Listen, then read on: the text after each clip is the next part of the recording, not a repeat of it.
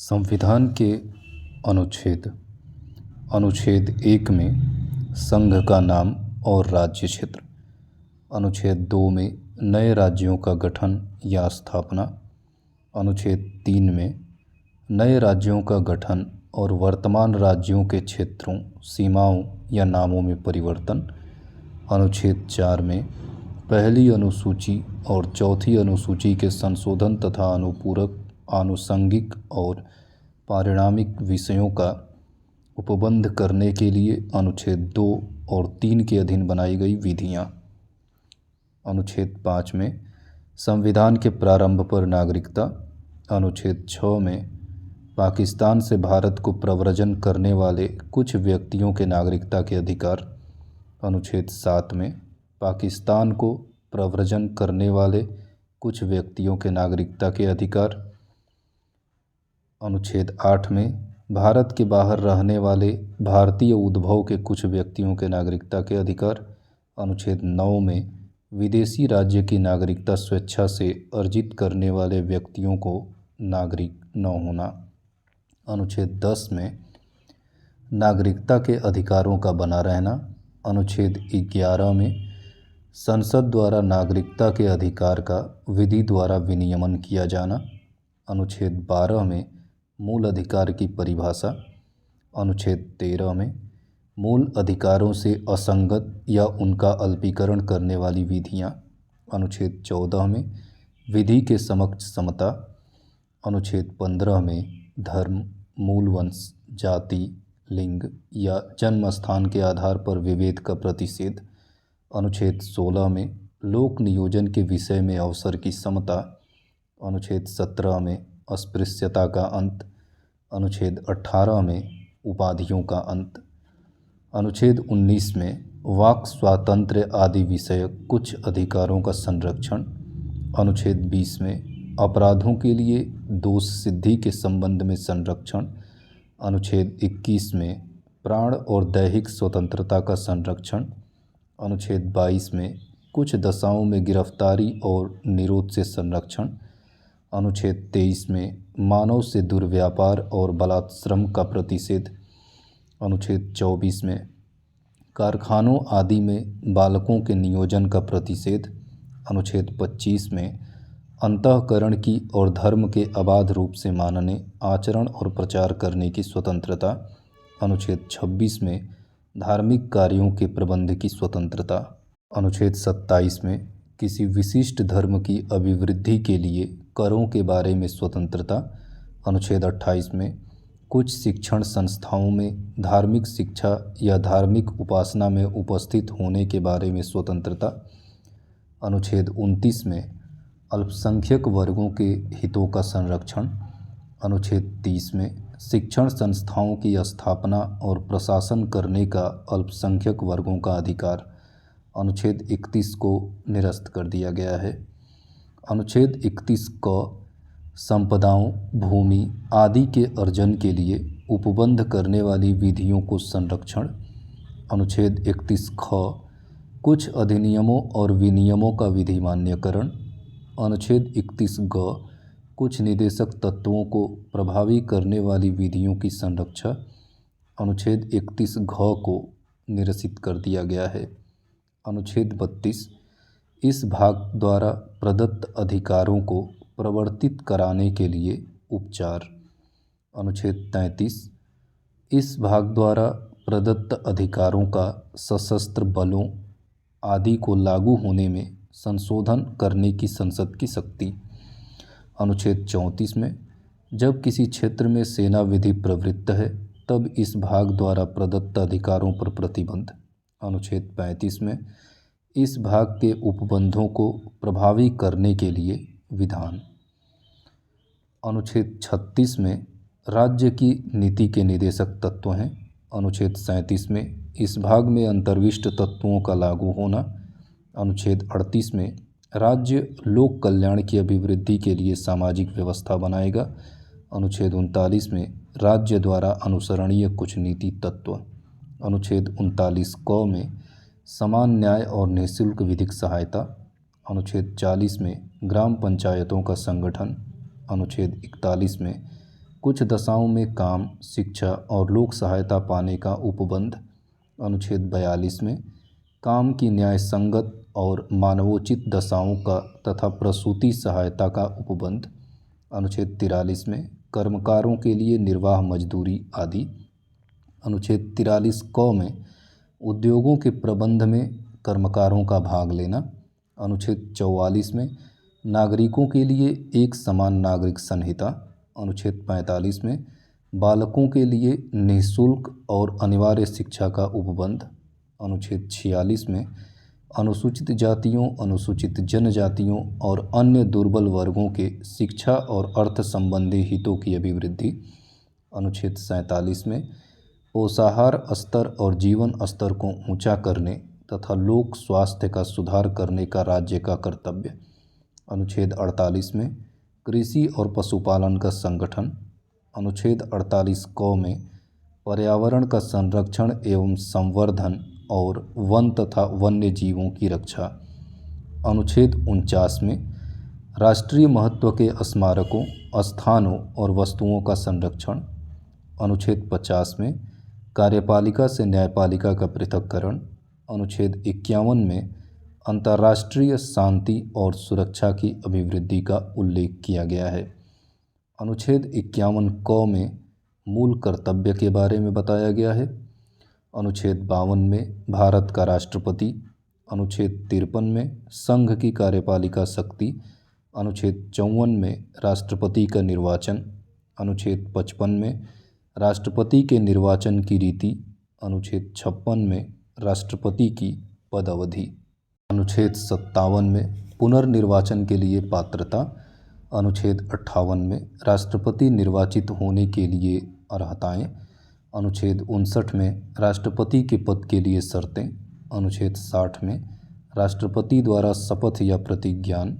अनुच्छेद 61 में राष्ट्रपति पर महाभियोग चलाने की प्रक्रिया। अनुच्छेद 62 में राष्ट्रपति के पद में रिक्ति को भरने के लिए निर्वाचन करने का समय और आकस्मिक रिक्ति को भरने के लिए निर्वाचित व्यक्ति की पद अवधि। अनुच्छेद 63 में भारत का उपराष्ट्रपति। अनुच्छेद 64 में उपराष्ट्रपति का राज्यसभा का पदेन सभापति होना। अनुच्छेद 65 में राष्ट्रपति के पद में आकस्मिक रिक्ति के दौरान या उसकी अनुपस्थिति में उपराष्ट्रपति का राष्ट्रपति के रूप में कार्य करना या उसके कृत्यों का निर्वहन करना। अनुच्छेद 66 में उपराष्ट्रपति का निर्वाचन। अनुच्छेद 67 में उपराष्ट्रपति की पद अवधि। अनुच्छेद 68 में उपराष्ट्रपति के पद में रिक्ति को भरने के लिए निर्वाचन करने का समय और आकस्मिक रिक्ति को भरने के लिए निर्वाचित व्यक्ति की पद अवधि। अनुच्छेद 69 में उपराष्ट्रपति द्वारा शपथ या प्रतिज्ञान। अनुच्छेद 70 में अन्य आकस्मिकताओं में राष्ट्रपति के कृत्यों का निर्वहन। अनुच्छेद 71 में राष्ट्रपति या उपराष्ट्रपति के निर्वाचन से संबंधित या संयुक्त विषय। अनुच्छेद 72 में क्षमा आदि और कुछ मामलों में दंडादेश के निलंबन, परिहार या लघुकरण की राष्ट्रपति की शक्ति। अनुच्छेद 73 में संघ की कार्यपालिका शक्ति का विस्तार। अनुच्छेद 74 में राष्ट्रपति को सहायता और सलाह देने के लिए मंत्रिपरिषद। अनुच्छेद 75 में मंत्रियों के बारे में अन्य उपबंध। अनुच्छेद 76 में भारत का महान्यायवादी। अनुच्छेद 77 में भारत सरकार के कार्य का संचालन। अनुच्छेद 78 में राष्ट्रपति को जानकारी देने आदि के संबंध में प्रधानमंत्री के कर्तव्य। अनुच्छेद 79 में संसद का गठन। अनुच्छेद 80 में राज्यसभा की संरचना। अनुच्छेद 81 में लोकसभा की संरचना। अनुच्छेद 82 में प्रत्येक जनगणना के बाद पुनः समायोजन। अनुच्छेद 83 में संसद के सदनों की अवधि। अनुच्छेद 84 में संसद की सदस्यता के लिए अर्हता। अनुच्छेद 85 में संसद के सत्र, सत्रावसान और विघटन। अनुच्छेद 86 में सदनों में अभिभाषण का और उनको संदेश भेजने का राष्ट्रपति का अधिकार। अनुच्छेद 87 में राष्ट्रपति का विशेष अभिभाषण। अनुच्छेद 88 में सदनों के बारे में मंत्रियों और महान्यायवादी के अधिकार। अनुच्छेद 89 में राज्यसभा का सभापति और उपसभापति। अनुच्छेद 90 में उपसभापति का पद रिक्त होना, पद त्याग और पद से हटाया जाना।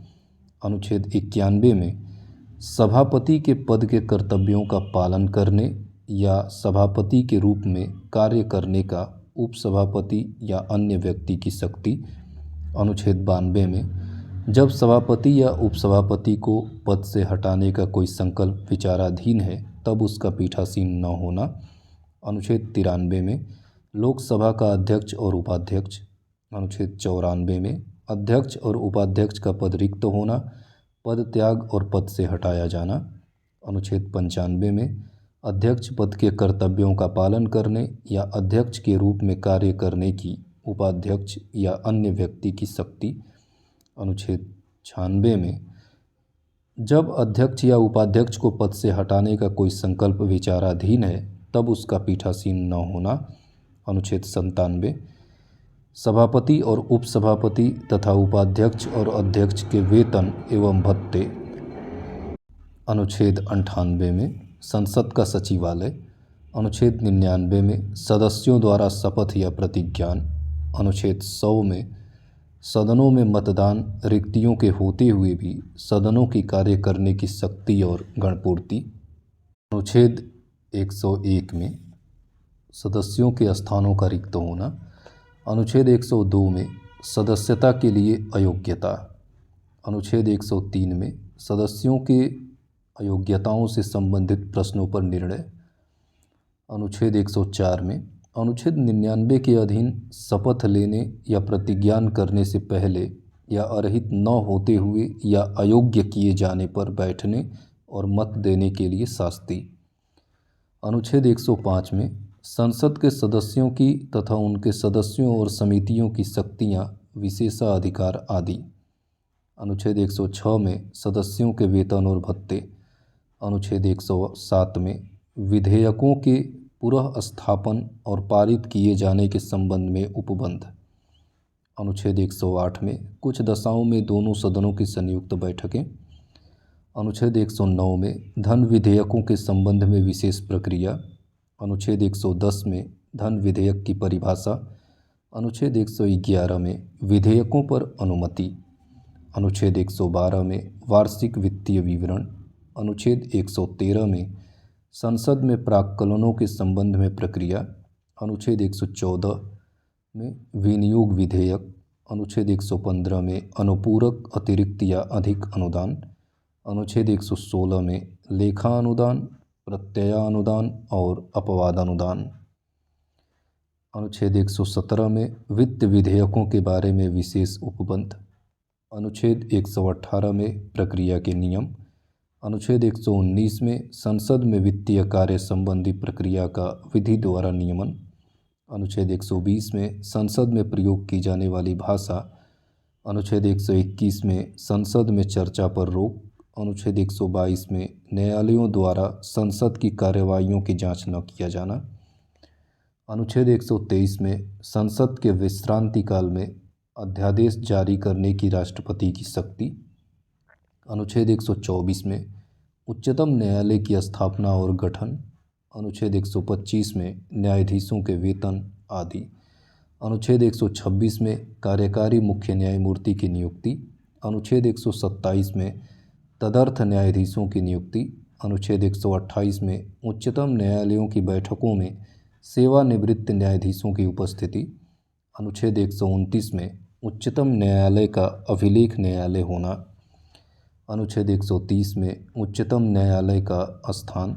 अनुच्छेद 131 में उच्चतम न्यायालय की आरंभिक अधिकारिता। अनुच्छेद 131 को निरसित कर दिया गया है, अर्थात हटा दिया गया है।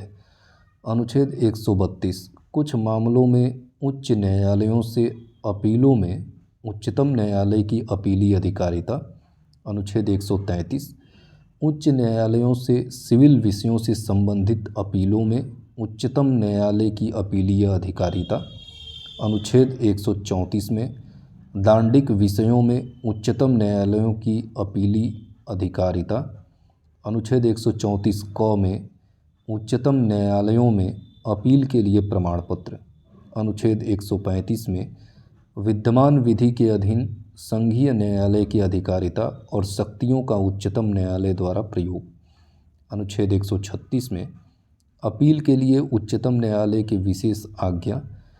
अनुच्छेद 137 में निर्णयों या आदेशों का उच्चतम न्यायालय द्वारा पुनर्विलोकन।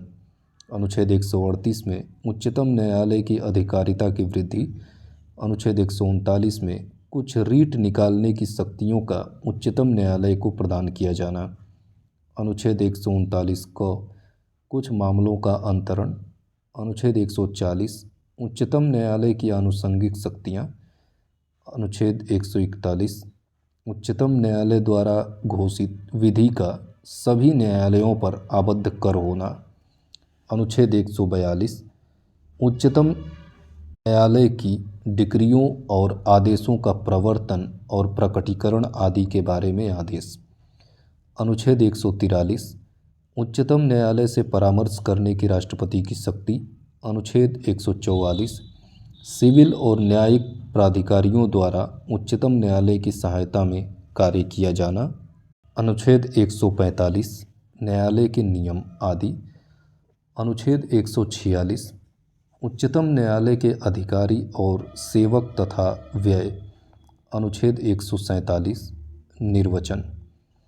अनुच्छेद 148 में भारत का नियंत्रक एवं महालेखा परीक्षक। अनुच्छेद 149 में नियंत्रक एवं महालेखा परीक्षक के कर्तव्य और शक्तियाँ। अनुच्छेद 150 में संघ के और राज्यों के लेखाओं का प्रारूप। अनुच्छेद 151 में संपरीक्षक प्रतिवेदन। अनुच्छेद 152 में राज्य की परिभाषा। अनुच्छेद 153 में राज्यों के राज्यपाल। अनुच्छेद 154 में राज्य की कार्यपालिका शक्ति। अनुच्छेद 155 में राज्यपाल की नियुक्ति। अनुच्छेद 156 में राज्यपाल की पदावधि। अनुच्छेद 157 में राज्यपाल नियुक्त होने के लिए अर्हताएँ। अनुच्छेद 158 में राज्यपाल के पद के लिए शर्तें। अनुच्छेद 159 में राज्यपाल द्वारा शपथ या प्रतिज्ञान। अनुच्छेद 160 में कुछ आकस्मिकताओं में राज्यपाल के दायित्वों का निर्वहन। अनुच्छेद 161 में क्षमा आदि की और कुछ मामलों में दंडादेश के निलंबन, परिहार या लघुकरण की राज्यपाल की शक्ति। अनुच्छेद 162 में राज्य की कार्यपालिका शक्ति का विस्तार। अनुच्छेद 163 में राज्यपाल को सहायता और सलाह देने के लिए मंत्रिपरिषद।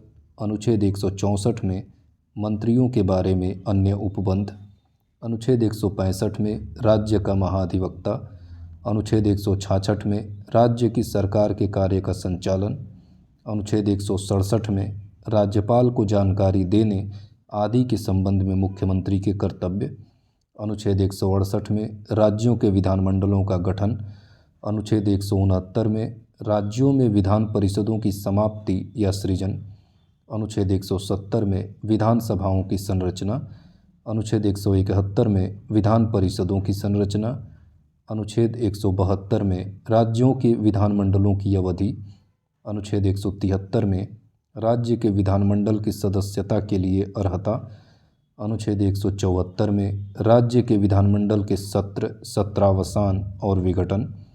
अनुच्छेद 175 में सदन या सदनों में अभिभाषण का और उनको संदेश भेजने का राज्यपाल का अधिकार। अनुच्छेद 176 में राज्यपाल का विशेष अभिभाषण। अनुच्छेद 177 में सदनों के बारे में मंत्रियों और महाधिवक्ताओं के अधिकार। अनुच्छेद 178 में विधानसभा का अध्यक्ष और उपाध्यक्ष। अनुच्छेद 179 में अध्यक्ष और उपाध्यक्ष का पद रिक्त होना, पद त्याग और पद से हटाया जाना। अनुच्छेद 180 में अध्यक्ष पद के कर्तव्यों का पालन करने या अध्यक्ष के रूप में कार्य करने की उपाध्यक्ष या अन्य व्यक्ति की शक्ति। अनुच्छेद 181 में जब अध्यक्ष या उपाध्यक्ष को पद से हटाने का कोई संकल्प विचाराधीन है तब उसका पीठासीन न होना। अनुच्छेद 182 में विधान परिषद का सभापति और उपसभापति। अनुच्छेद 183 में सभापति और उपसभापति का पद रिक्त होना, पद त्याग और पद से हटाया जाना। अनुच्छेद 184 में सभापति पद के कर्तव्यों का पालन करने या सभापति के रूप में कार्य करने की उपसभापति या अन्य व्यक्ति की शक्ति। अनुच्छेद 185 में जब सभापति या उपसभापति को पद से हटाने का कोई संकल्प विचाराधीन है तब उसका पीठासीन न होना। अनुच्छेद 186 में अध्यक्ष और उपाध्यक्ष तथा सभापति और उपसभापति के वेतन एवं भत्ते। अनुच्छेद 187 में राज्य के विधानमंडल का सचिवालय। अनुच्छेद 188 में सदस्यों द्वारा शपथ या प्रतिज्ञान। अनुच्छेद 189 में सदनों में मतदान, रिक्तियों के होते हुए भी सदनों का कार्य करने की शक्ति और गणपूर्ति। अनुच्छेद 190 में स्थानों का रिक्त होना। अनुच्छेद 191 में सदस्यता के लिए अयोग्यताएं। अनुच्छेद 192 में सदस्यों की अयोग्यताओं से संबंधित प्रश्नों पर निर्णय। अनुच्छेद 193। अनुच्छेद 188 के अधीन शपथ लेने या प्रतिज्ञा करने से पहले अथवा अर्हित न होते हुए या अयोग्य किए जाने पर बैठने और मत देने के लिए शास्ति। अनुच्छेद 194 विधानमंडलों के सदनों की तथा उनके सदस्यों और समितियों की शक्तियाँ और विशेषाधिकार आदि। अनुच्छेद 195 में सदनों के सदस्यों के वेतन और भत्ते। 196 में विधेयकों के पुनः स्थापन और पारित किए जाने के संबंध में उपबंध। अनुच्छेद 197 में धन विधेयकों से भिन्न विधेयकों के बारे में विधान परिषद की शक्तियों पर निर्बंधन। अनुच्छेद 198 में धन विधेयकों के संबंध में विशेष प्रक्रिया। अनुच्छेद 199 में धन विधेयक की परिभाषा।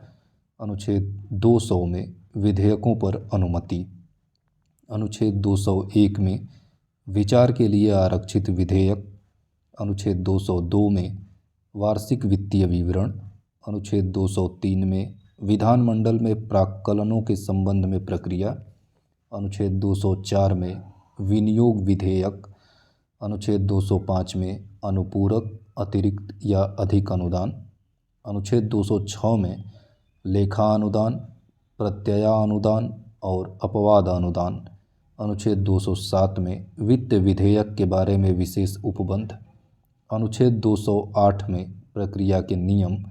अनुच्छेद 209 में राज्य के विधानमंडल में वित्तीय कार्य संबंधी प्रक्रिया का विधि द्वारा विनियमन। अनुच्छेद 210 में विधानमंडल में प्रयोग की जाने वाली भाषा।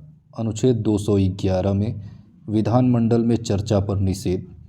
अनुच्छेद 212 में न्यायालयों द्वारा विधानमंडल की कार्यवाहियों की जांच न किया जाना। अनुच्छेद 213 में विधानमंडल के विश्रांति काल में अध्यादेश जारी करने की राज्यपाल की शक्ति। अनुच्छेद 214 में राज्यों के लिए उच्च न्यायालय। अनुच्छेद 215 में उच्च न्यायालयों का अभिलेखीय न्यायालय होना। अनुच्छेद 216 में उच्च न्यायालयों का गठन। अनुच्छेद 217 में उच्च न्यायालयों के न्यायाधीश की नियुक्ति और उसके पद की शर्तें। अनुच्छेद 218 में उच्चतम न्यायालय से संबंधित कुछ उपबंधों का उच्च न्यायालयों में लागू होना। अनुच्छेद 219 में उच्च न्यायालयों के न्यायाधीशों द्वारा शपथ या प्रतिज्ञान। अनुच्छेद 220 में अस्थायी न्यायाधीश रहने के बाद विधि व्यवसाय पर प्रतिबंध। अनुच्छेद 221 में न्यायाधीशों के वेतन आदि। अनुच्छेद 222 में किसी न्यायाधीश का एक उच्च न्यायालय से दूसरे उच्च न्यायालय को स्थानांतरण। अनुच्छेद 223 में कार्यकारी मुख्य न्यायमूर्ति की नियुक्ति। अनुच्छेद 224 में अपर और कार्यकारी न्यायाधीशों की नियुक्ति। अनुच्छेद 224 क में उच्च न्यायालयों की अधिकारिता। अनुच्छेद 225 में विद्यमान उच्च न्यायालयों की अधिकारिता।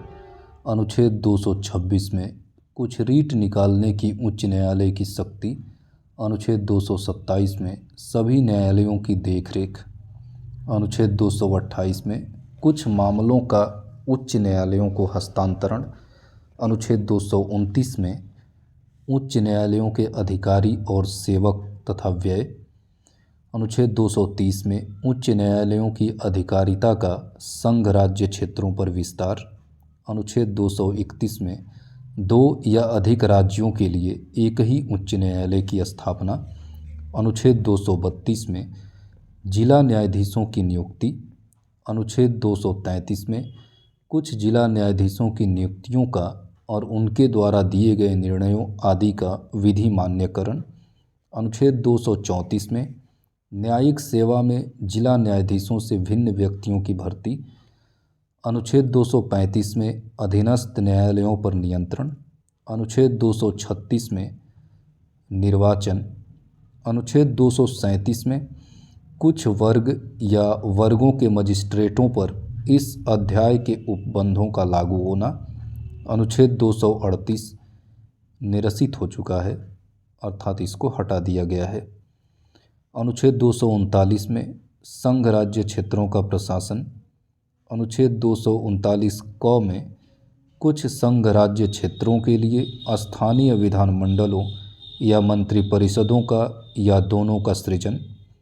239 क में दिल्ली के संबंध में विशेष उपबंध। अनुच्छेद 239 ख में संवैधानिक तंत्र के विफल हो जाने की दशा में उपबंध। अनुच्छेद 239 ख में विधानमंडल के विश्रांति काल में अध्यादेश प्रख्यापित करने की प्रशासक की शक्ति। अनुच्छेद 240 में कुछ संघ राज्य क्षेत्रों के लिए विनियम बनाने की राष्ट्रपति की शक्ति। अनुच्छेद 241 में संघ राज्य क्षेत्रों के लिए उच्च न्यायालय। अनुच्छेद 242 को निरसित कर दिया गया है। अनुच्छेद 243 में पंचायतों की परिभाषा। अनुच्छेद 243 क में ग्राम सभा। 243 ख में पंचायतों का गठन। 243 ग में पंचायतों की संरचना।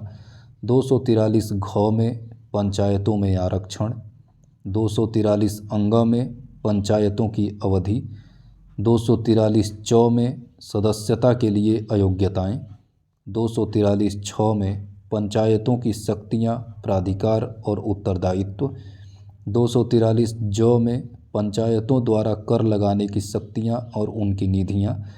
243 झ में वित्तीय स्थिति के पुनर्विलोकन के लिए वित्त आयोग का गठन। 243 इ में पंचायतों के लेखाओं की संपरीक्षा। 243 ट में पंचायतों के लिए निर्वाचन। 243 ठ में संघ राज्य क्षेत्रों का लागू होना। 243 ड में इस भाग का कतिपय क्षेत्रों को लागू न होना। 243 ढ में विद्यमान विधियों और पंचायतों का बना रहना और 243 अड़ में निर्वाचन संबंधी मामलों में न्यायालयों के हस्तक्षेप का वर्णन। 243 त में परिभाषाएं नगर पालिकाओं की। 243 थ में नगर पालिकाओं का गठन। 243 द में नगर पालिकाओं की संरचना। 243 ध में वार्ड समितियों आदि का गठन और संरचना। 243 न में स्थानों का आरक्षण। 243 प में नगर पालिकाओं की अवधि आदि। 243 फ में सदस्यता के लिए अयोग्यताएं। 243 ब में नगर पालिकाओं आदि की शक्तियां, प्राधिकार और उत्तरदायित्व। 243 भ में नगर पालिकाओं द्वारा कर लगाने की शक्ति और उनकी निधियां। 243 म में वित्त आयोग। 243 य में नगर पालिकाओं के लेखाओं की संपरीक्षा। 243 य क में नगर पालिकाओं के लिए निर्वाचन। अनुच्छेद 243 य ख में संघ राज्य क्षेत्रों को लागू होना। अनुच्छेद 243 य ग में इस भाग का कतिपय क्षेत्रों को लागू होना। अनुच्छेद 243 य घ में जिला योजना के लिए समिति। अनुच्छेद 243 य अंग में महानगर योजना के लिए समिति। अनुच्छेद 243 य च में विद्यमान विधियों और नगर पालिकाओं का बना रहना। अनुच्छेद 243 य छ में निर्वाचन संबंधी मामलों में न्यायालयों के हस्तक्षेप का वर्णन। अनुच्छेद 244 में अनुसूचित क्षेत्रों और जनजाति क्षेत्रों का प्रशासन। अनुच्छेद 244 क में असम के कुछ जनजाति क्षेत्रों को समाविष्ट करने वाला एक स्वशासी राज्य बनाना और उसके लिए स्थानीय विधानमंडल या मंत्रिपरिषद का या दोनों का सृजन होना। अनुच्छेद 245 में संसद द्वारा और राज्यों के विधानमंडलों द्वारा बनाई गई विधियों का विस्तार। अनुच्छेद 246 में संसद द्वारा और राज्यों के विधानमंडलों द्वारा बनाई गई विधियों की विषय वस्तु। अनुच्छेद 247 में कुछ अतिरिक्त न्यायालयों की स्थापना का उपबंध करने की संसद की शक्ति। अनुच्छेद 248 में अवशिष्ट विधायी शक्तियाँ। अनुच्छेद 249 में राज्य सूची के विषय के संबंध में राष्ट्रीय हित में विधि बनाने की संसद की शक्ति। अनुच्छेद 250 में यदि आपात की उद्घोषणा प्रवर्तन में हो तो राज्य सूची विषय के संबंध में विधि बनाने की संसद की शक्ति। अनुच्छेद 251 में संसद द्वारा अनुच्छेद 249 और अनुच्छेद 250 के अधीन बनाई गई विधियों और राज्यों के विधानमंडलों द्वारा बनाई गई विधियों में असंगति। अनुच्छेद 252 में दो या अधिक राज्यों के लिए उनकी सहमति से विधि बनाने की संसद की शक्ति और ऐसी विधि का किसी अन्य राज्य द्वारा अंगीकृत किया जाना। अनुच्छेद 253 में अंतर्राष्ट्रीय करारों को प्रभावी करने के लिए विधान। अनुच्छेद 254 में संसद द्वारा बनाई गई विधियों और राज्यों के विधानमंडलों द्वारा बनाई गई विधियों में असंगति। अनुच्छेद 255 में सिफारिशों और पूर्व स्वीकृति के बारे में अपेक्षाओं को केवल प्रक्रिया के विषय मानना। अनुच्छेद 256 में राज्यों की और संघ की बाध्यता। अनुच्छेद 257 में कुछ दशाओं में राज्यों पर संघ का नियंत्रण। अनुच्छेद 258 में कुछ दशाओं में राज्यों को शक्ति प्रदान करने आदि की संघ की शक्ति। अनुच्छेद 258 क में संघ को कृत्य सौंपने की राज्य को शक्ति। अनुच्छेद 259 निरसित हो चुका है। अनुच्छेद 260 में भारत के बाहर के राज्य क्षेत्रों के संबंध में संघ की अधिकारिता। अनुच्छेद 261 में सार्वजनिक कार्य, अभिलेख और न्यायिक कार्यवाहियाँ। अनुच्छेद 262 में अंतर्राज्यिक नदियों या नदी घाटी के जल संबंधी विवादों का न्याय निर्णयन।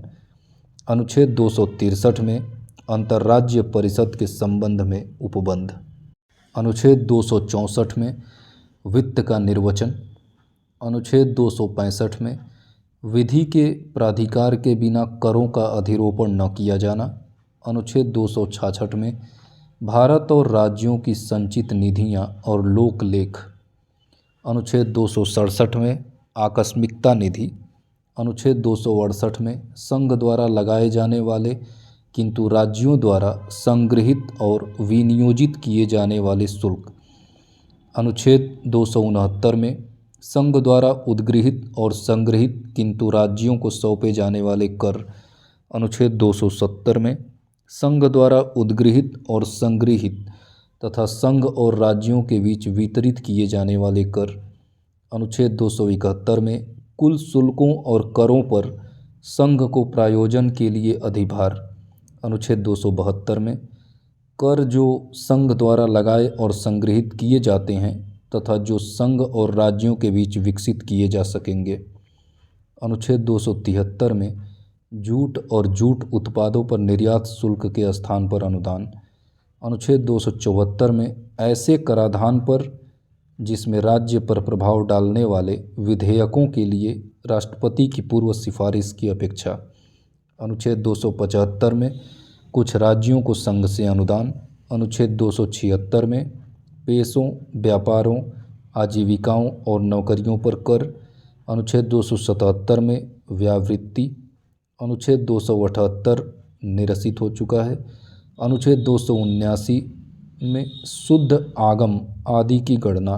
अनुच्छेद 280 में वित्त आयोग। अनुच्छेद 281 में वित्त आयोग की सिफारिश। अनुच्छेद 282 में संघ या राज्य द्वारा अपने राजस्व से किए जाने वाले व्यय। अनुच्छेद 283 में संचित निधियों आकस्मिकता निधियों और लोक लेखाओं में जमा धनराशियों की अभिरक्षा आदि। अनुच्छेद 284 में लोक सेवकों और न्यायालयों द्वारा प्राप्त वादकर्ताओं की जमा राशियों और अन्य धनराशियों की अभिरक्षा।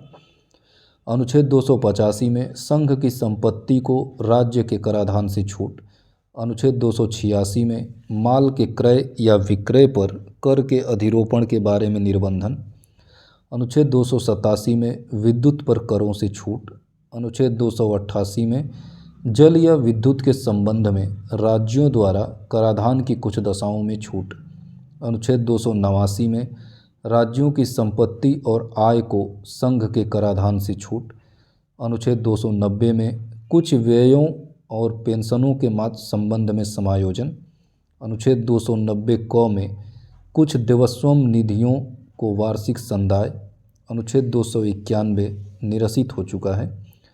अनुच्छेद 292 में भारत सरकार द्वारा उधार लेना। अनुच्छेद 293 में राज्यों द्वारा उधार लेना। अनुच्छेद 294 में कुछ दशाओं में संपत्ति, आस्तियों, अधिकारों, दायित्व और बाध्यताओं का उत्तराधिकार।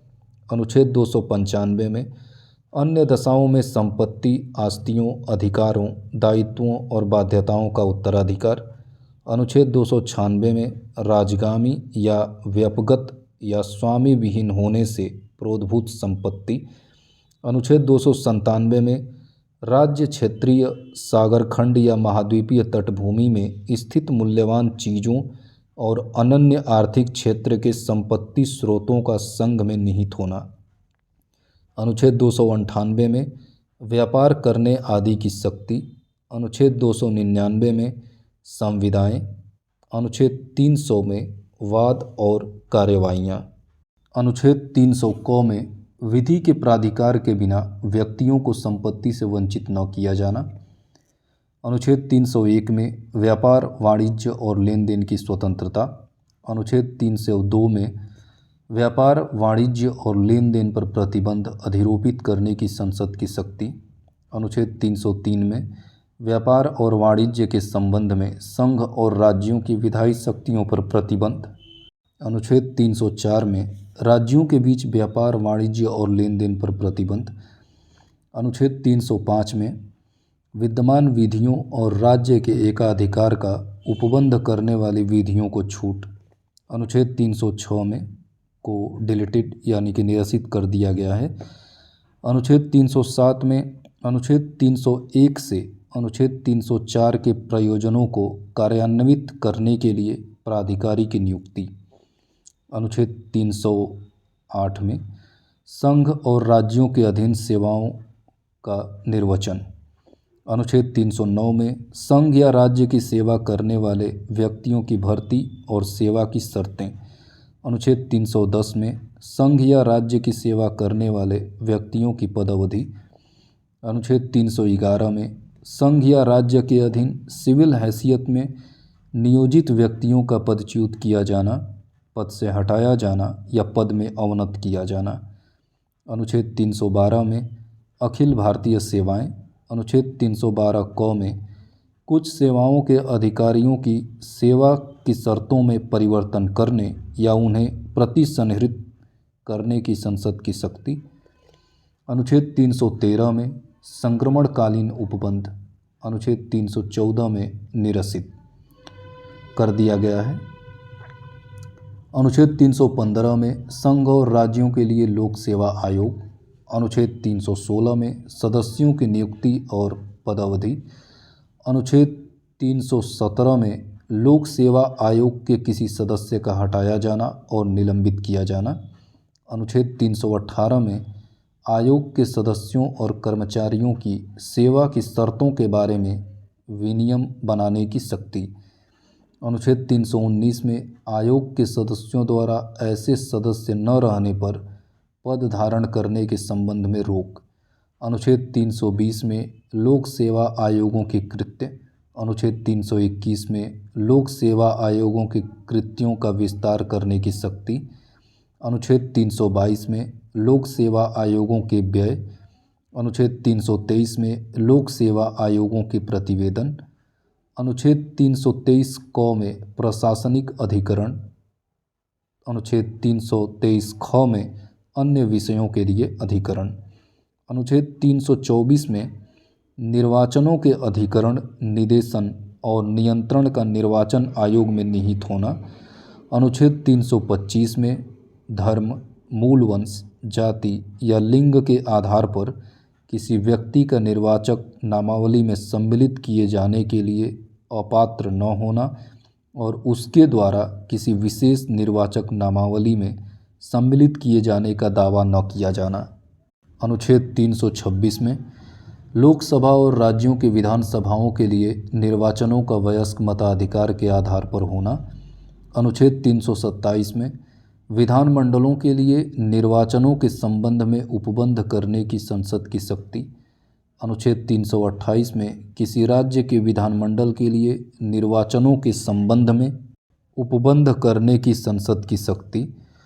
अनुच्छेद 328 में किसी राज्य के विधानमंडल के लिए निर्वाचनों के संबंध में उपबंध करने हेतु उस विधानमंडल की शक्ति। अनुच्छेद 329 में निर्वाचन संबंधी मामलों में न्यायालयों के हस्तक्षेप का वर्णन।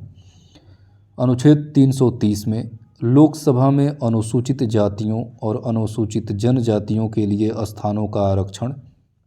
अनुच्छेद 331 में लोकसभा में आंग्ल भारतीय समुदाय का प्रतिनिधित्व। अनुच्छेद 332 में राज्यों की विधानसभाओं में अनुसूचित जातियों और अनुसूचित जनजातियों के लिए स्थानों का आरक्षण। अनुच्छेद 333 में राज्यों की विधानसभाओं में आंग्ल भारतीय समुदाय का प्रतिनिधित्व। अनुच्छेद 334 में स्थानों के आरक्षण और विशेष प्रतिनिधित्व का 50 वर्ष के बाद न रहना। अनुच्छेद 335 में सेवाओं और पदों के लिए अनुसूचित जातियों और अनुसूचित जनजातियों के दावे। अनुच्छेद 336 में कुछ सेवाओं में आंग्ल भारतीय समुदाय के लिए विशेष उपबंध। अनुच्छेद 337 में आंग्ल भारतीय समुदाय के फायदे के लिए शैक्षिक अनुदान के लिए विशेष उपबंध। अनुच्छेद 338 में राष्ट्रीय अनुसूचित जाति और अनुसूचित जनजाति आयोग। अनुच्छेद 339 में अनुसूचित क्षेत्रों के प्रशासन और अनुसूचित जनजातियों के कल्याण के बारे में संघ का निर्माण। अनुच्छेद 340 में पिछड़े वर्गों की दशाओं के अन्वेषण के लिए आयोग की नियुक्ति। अनुच्छेद 341 में अनुसूचित जातियाँ। अनुच्छेद 342 में अनुसूचित जनजातियाँ। अनुच्छेद 343 में संघ की राजभाषा। अनुच्छेद 344 में राजभाषा के संबंध में आयोग और संसद की समिति। 345 में राज्य की राजभाषा या राजभाषाएं। 346 में एक राज्य और दूसरे राज्य के बीच या किसी राज्य और संघ के बीच पत्र आदि की राजभाषा। अनुच्छेद 347 में किसी राज्य की जनसंख्या के किसी अनुभाग द्वारा बोली जाने वाली भाषा के संबंध में विशेष उपबंध। अनुच्छेद 348 में उच्चतम न्यायालय और उच्च न्यायालयों में तथा अधिनियमों, विधेयकों आदि के लिए प्रयोग की जाने वाली भाषा। अनुच्छेद 349 में भाषा से संबंधित कुछ विधियां जारी करने के लिए विशेष प्रक्रिया। अनुच्छेद 350 में शिकायत के निवारण के लिए आवेदन में प्रयोग की जाने वाली भाषा। अनुच्छेद 350 क में प्राथमिक स्तर पर मातृभाषा में शिक्षा की सुविधाएं। 350 ख में भाषाई अल्पसंख्यक वर्गों के लिए विशेष अधिकारी। अनुच्छेद 351 में हिंदी भाषा के विकास के लिए निर्देश। अनुच्छेद 352 में आपात की उद्घोषणा। अनुच्छेद 353 में आपात की उद्घोषणा का प्रभाव। अनुच्छेद 354 में जब आपात की उद्घोषणा प्रवर्तन में है तब राजस्वों के वितरण संबंधी उपबंधों का लागू होना। अनुच्छेद 355 में बाह्य आक्रमण और आंतरिक अशांति से राज्य की संरक्षा करने का संघ का कर्तव्य। अनुच्छेद 356 में राज्यों में संवैधानिक तंत्र के विफल हो जाने की दशा में उपबंध। अनुच्छेद 357 में अनुच्छेद 356 के अधीन की गई उद्घोषणा के अधीन विधायी शक्तियों का प्रयोग। अनुच्छेद 358 में आपात के दौरान अनुच्छेद 19 के उपबंधों के प्रयोग का निलंबन। अनुच्छेद 359 में आपात के दौरान भाग 3 द्वारा प्रदत्त अधिकारों का निलंबन। अनुच्छेद 360 में वित्तीय आपात के बारे में उपबंध। अनुच्छेद 361 में राष्ट्रपति, राज्यपालों और राज प्रमुखों का संरक्षण। अनुच्छेद 361 क में संसद और राज्यों के विधानमंडलों की कार्यवाहियों के प्रकाशन का संरक्षण। अनुच्छेद 362 को निरसित कर दिया गया है। अनुच्छेद 363 कुछ संधियों, करारों आदि से उत्पन्न विवादों में न्यायालयों के हस्तक्षेप का वर्णन। अनुच्छेद 363 क में देशी राज्यों के शासकों की दी गई मान्यता की संपत्ति और निजी थैलियों का अंत।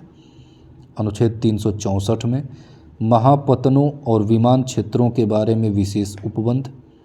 365 में संघ द्वारा किए गए निर्देशों का अनुपालन करने में या उनको प्रभावी करने में असफलता का प्रभाव।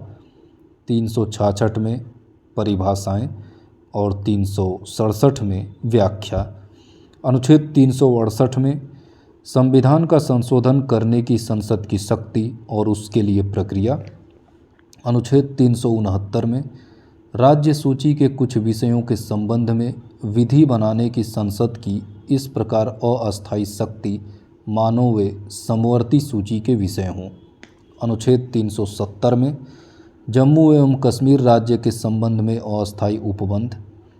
अनुच्छेद 371 में महाराष्ट्र और गुजरात राज्यों के संबंध में विशेष उपबंध। 371 क में नागालैंड राज्य के संबंध में विशेष उपबंध। 371 ख में असम राज्य के संबंध में विशेष उपबंध। 371 ग में मणिपुर राज्य के संबंध में विशेष उपबंध। 371 घ में आंध्र प्रदेश राज्य के संबंध में विशेष उपबंध। 371 अंग में सिक्किम राज्य के संबंध में विशेष उपबंध। 371 च में मिजोरम राज्य के संबंध में विशेष उपबंध। 371 छ में अरुणाचल प्रदेश राज्य के संबंध में विशेष उपबंध। 371 ज में गोवा राज्य के संबंध में विशेष उपबंध।